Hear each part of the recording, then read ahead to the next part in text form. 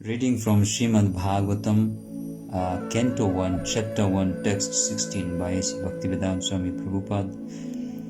Ko va bhagavatas tasya punya slokadya karmana suddhi kamo na sunayad yasa kali malapaham. Translation. Who is there desiring a deliverance from the vices of the age of coral?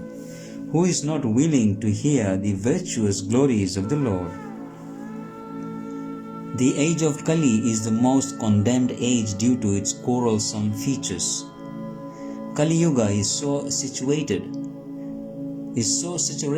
with vicious habits that there is a great fight at the slightest misunderstanding. Those who are engaged in the pure devotional service of the Lord, who are without any desire for self-aggrandizement, and who are freed from the effects of furtive actions and dry philosophical speculations, are capable of getting out of the estrangements of this complicated age. The leaders of the people are very much anxious to live in peace and friendship, but they have no information of the simple method of hearing the glories of the Lord. On the contrary, such leaders are opposed to the propagation of the glories of the Lord.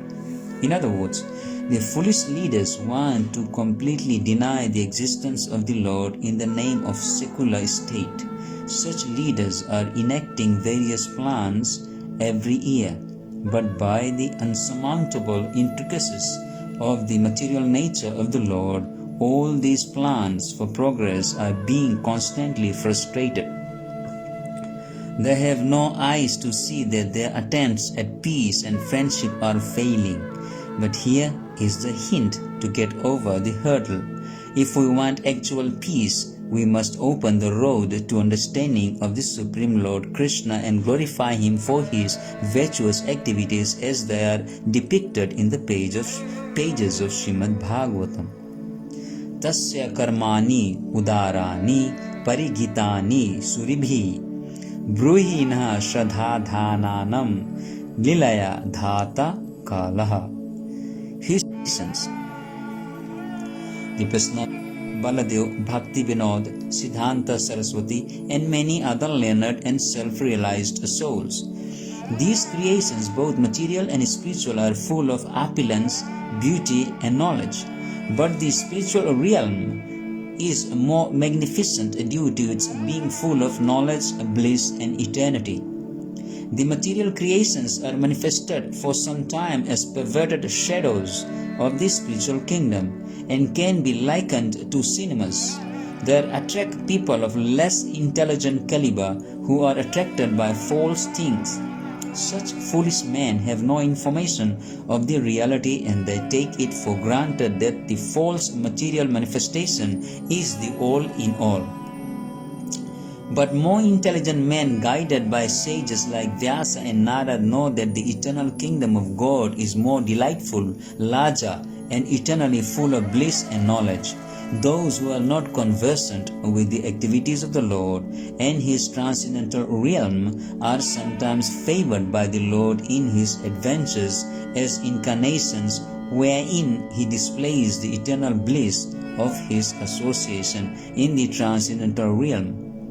By such activities, He attracts the conditioned souls of the material world. Some of these conditioned souls are engaged in the false enjoyment of material senses, and others in simply negating their real life in the spiritual world.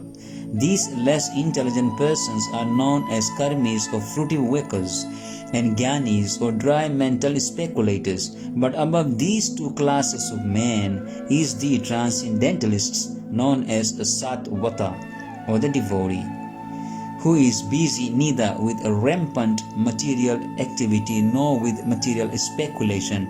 He is engaged in the positive service of the Lord, and thereby he derives the highest spiritual benefit unknown to the karmis and jnanis.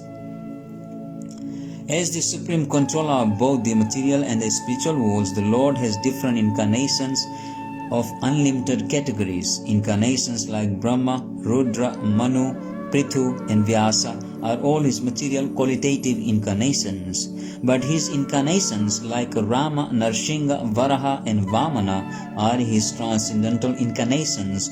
Lord Shri Krishna is the fountainhead of all incarnations, and he is therefore the cause of all causes.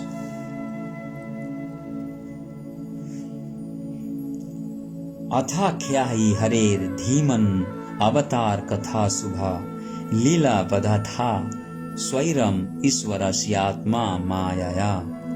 O wise Sutta, please narrate to us the transcendental pastimes of the Supreme Godhead's multi-incarnations, such as auspicious adventures.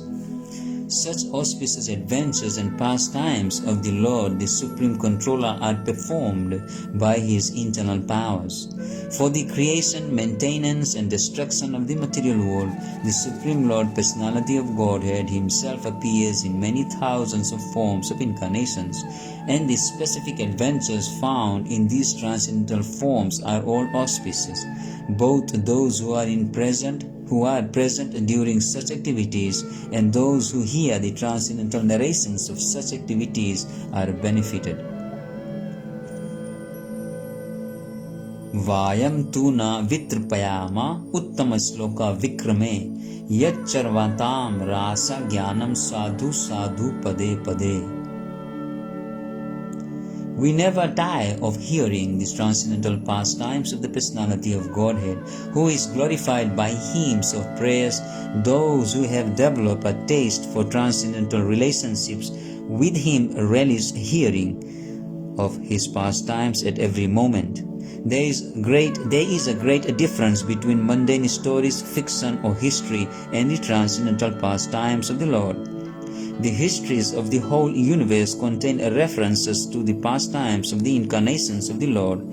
The Ramayana, the Mahabharata and the Puranas are histories of bygone ages, recorded in connection with the pastimes of the incarnations of the Lord, and therefore remain fresh even after repeated readings.